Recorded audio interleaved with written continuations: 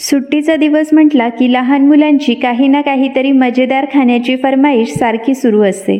आंब्याचा सीझन सुरू आहे, तर आज आपण आंब्यापासून अगदी मजेदार आणि स्पॉन्जी असा केक घरच्या घरी बनवणार आहोत. तर कुठल्याही प्रकारचं ओव्हन आणि मैदा न वापरता घरगुती साहित्यात आणि कढईमध्ये हा केक आपण बनवून तयार करणार आहोत. नमस्कार मित्रांनो, डिलिशियस फूड्स मराठीमध्ये मी माधुरी आपल्या सगळ्यांचं मनापासून स्वागत करते. चला तर मग बनवूया अगदी मजेदार आणि स्पॉन्जी असा मँगो केक. तर हा मजेदार मँगो केक बनवण्याकरता मी 2 वाटी बारीक रवा एका मिक्सरच्या भांड्यात काढून घेतलेला आहे.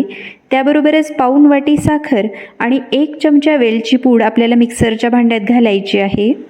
तर आता हा रवा आपण मिक्सरमधून एकदा फिरवून घेणार आहोत. तयार झालेलं मिश्रण एका बाउलमध्ये आपल्याला काढून घ्यायचं आहे. यामध्ये आपल्याला पाऊण वाटी दही, अर्धी वाटी आंब्यांचा गर, त्याबरोबरच पाऊण वाटी गोड तेल घालायचं आहे.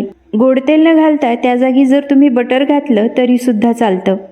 तर आता हे तयार झालेलं मिश्रण आपल्याला अगदी व्यवस्थितपणे एकजीव करून घ्यायचं आहे. यामध्ये आपण लागता दूध ॲड करणार आहोत.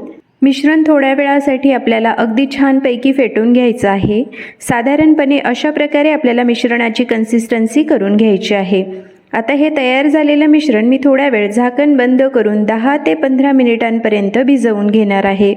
10 ते 15 मिनिटानंतर यामध्ये आपल्याला 1 चमचा बेकिंग पावडर आणि पाव चमचा बेकिंग सोडा घालायचा आहे. थोडंसं दूध ॲड करून मिश्रण आपल्याला व्यवस्थित पुन्हा एकदा फेटून घ्यायचं आहे. हे बॅटर थोडंसं घट्टसर झालेलं आहे, त्यामुळे मी यामध्ये थोडंसं दूध ॲड करणार आहे. तर साधारणपणे अशा कन्सिस्टन्सीचं बॅटर आपल्याला तयार करून घ्यायचं आहे. आता हे तयार झालेलं बॅटर मी एका केकच्या भांड्यात काढून घेतलेलं आहे. यामध्ये मी खालच्या बाजूनी बटर पेपर लावलेला आहे. तुमच्याकडे जर बटर पेपर अवेलेबल नसेल तर तुम्ही साधं तेल जरी लावलं तरीसुद्धा चालतं. तर या ठिकाणी एक कढई मी 5 मिनिटाआधी गॅसवर गरम करण्यासाठी ठेवलेली होती, म्हणजे प्रीहीट करण्यासाठी ठेवलेली होती. आता यावरचं झाकण आपल्याला काढून घ्यायचं आहे. आता तयार केलेलं केकचं भांडं आपल्याला कढईमध्ये ठेवून घ्यायचं आहे. यावर झाकण बंद करून हा केक आपल्याला 30 ते 35 मिनिटापर्यंत मध्यम आचेवर अगदी छानपैकी बेक करून घ्यायचा आहे. साधारणतः 30 ते 35 मिनिट या ठिकाणी झालेले आहेत. आता चाकूच्या मदतीने आपण एकदा केक चेक करून घेणार आहोत. तर या ठिकाणी चाकू अगदी व्यवस्थितपणे निघून आलेला आहे, म्हणजे केक आपला पूर्णपणे तयार झालेला आहे. आता हा केक आपल्याला पूर्णपणे थंड करून घ्यायचा आहे.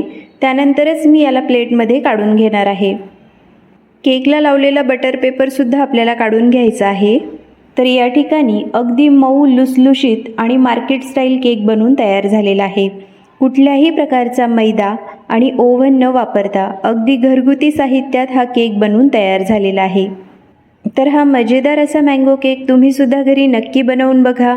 व्हिडिओ आवडला असेल तर व्हिडिओला लाईक आणि चॅनलला सबस्क्राईब करायला अजिबात विसरू नका. पुन्हा भेटूया अशाच एका रेसिपीसोबत. तोपर्यंत मस्त खा आणि हॅपी रहा.